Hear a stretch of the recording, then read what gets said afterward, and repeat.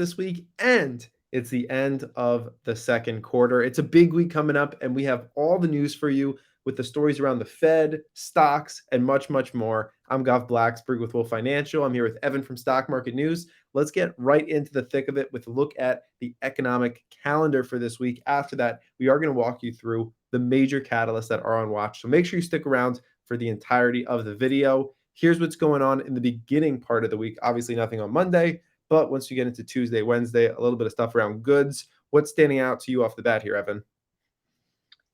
Yeah, so as you mentioned in that intro, we do have Jerome Powell speaking on Wednesday, 9:30 a.m. Eastern. This is actually going to be a very interesting event. He will be on a panel with European Central Bank President Lagarde, the Bank of England Governor Bailey, and I believe the Bank of Japan, someone from the Bank of Japan as well. So that should be a very interesting summit and discussion with four people who really do kind of control monetary policy across the world. So that will be definitely a big watch. Jerome Powell did speak last week and the week before. And yeah, so markets are kind of tired of listening to him at this point, but this with four people up there, that could be very, very interesting to see. But besides that, that is the big event that I have on watch. We have new home sales, we have a trade balance in goods, and a couple other stuff in the first half of the week. And we also have Powell speaking at 2:30 a.m. Eastern on Thursday. That's a little bit random. Now, he is in Europe, so that's kind of why this is happening. I believe that is a speech with someone from the Bank of Spain. So I probably won't be watching that one, but we'll cover that one after. And then on Friday, we do have another big data point. We have PCE, which is the Fed's preferred inflation index. When they say they want 2% inflation, this is generally what they are talking about. So this is definitely something to keep on a watch. Anything else you were watching here, Wolf, or Nope. the earnings calendars next? Yeah, that's perfect. That covers it really nicely. Two Fed Chair Powell speaking moments. We're going to cover those in a little bit more detail as to what he's speaking to and pieces like that. You'll see it on some of the slides that are coming up. And then core PCE, that's going to be a big one as well. And of course, just more Fed speakers, as we always have. Not in a blackout period right now, obviously. So let's talk about earnings. They're starting to come back. It is the beginning, the wee early areas of earnings with the big names, of course. Nike's going to take the cake. You might get a little bit of attention towards a couple of others. Are there any like outside of Nike that you're really seriously watching? I guess Manchester United a little bit. Yeah, Micron's also on there. That is a pretty Yes. decent size. So we're still in kind of the off season. Banks will be starting in about 2 to 3 weeks from right now, and that is typically the start to earnings season. But we're gonna get some color around this now. We have Carnival, sorry, ticker CCL going tomorrow morning, and then Micron, Manchester United, Nike will also be on watch. But I know MKC, Rite Aid, a couple others, Constellation Brands on Friday. So we are in the off season, but there's a decent couple names. I even missed Walgreens as well. You can also see kind of what's expected below. The number right below is the EPS expectation, and the number below that is the revenue expectation. And you can see before the market open or after the close. But Nike and Micron will be the two big ones that I will be focusing on. I think they're very interesting. Micron will tell us a little bit on what's going on in the semiconductor area. And then Nike, I think, is interesting. They give you some good areas on supply chains and how the global kind of community is going. So that will be interesting to see. And then also obviously apparel and stuff in that area. So a couple names to keep on watch there. Should be interesting. Perfect. Yeah, MU definitely a big one with the way that the semiconductor rage has still held up pretty darn well.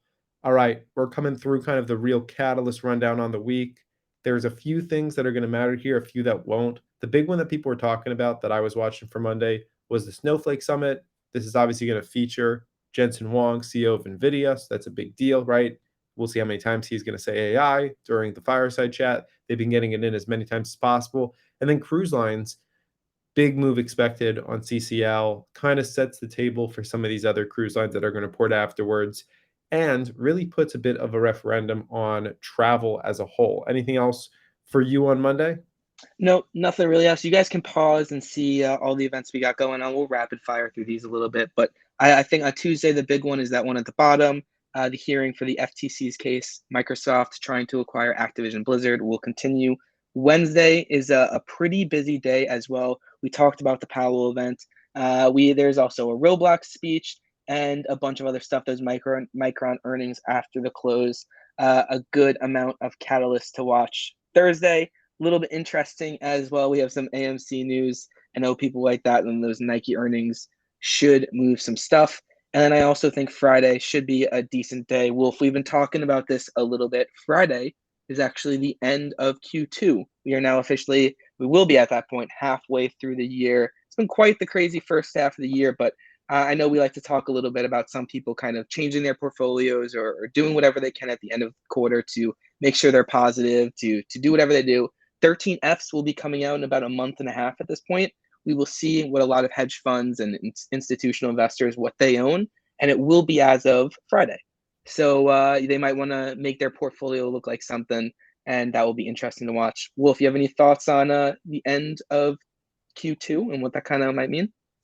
Yeah, the big thing that I recommend people watch out for is on Tuesday, Wednesday, and Thursday, a series of rebalancing as investors either move to take profit, right? They're going to show those end of quarter numbers to investors. So maybe they want to solidify up some positions. Potentially, they may change sectors if they expect a big sector change going into the summer quarter, right? Maybe they're going to move in or out of travel, look more towards oil, gold, other areas like that. But typically, you don't see that all happen on Friday, but instead, towards the middle portion of the week, so you can get some accelerated moves there. So just something to keep in mind as we move towards quarter end. But yeah, big week with multiple Jerome Powell speeches, restart of earnings, a little bit more semi talk. I'm sure we'll hear plenty about AI. I think we covered it all really, really well. Any final comments before we wrap this one up, Evan? Yeah, we are doing this. We're going to try and do this every single week going forward. I know we've been a little bit spotty with it, but I think we're just going to keep going forward. I love the addition of the kind of last 5 slides here, this catalyst watch. So shout out to Seeking Alpha on that.